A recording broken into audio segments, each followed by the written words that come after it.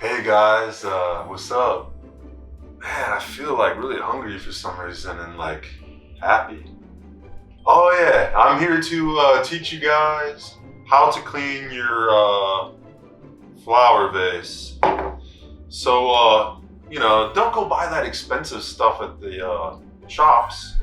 All you need is some alcohol, rubbing alcohol.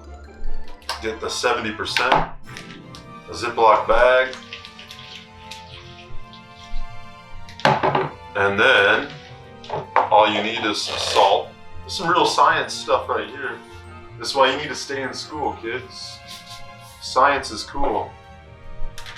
And then all you do is you put your flower vase in there, shake it up. Oh yeah, told you it was a flower vase. Peace, love you guys.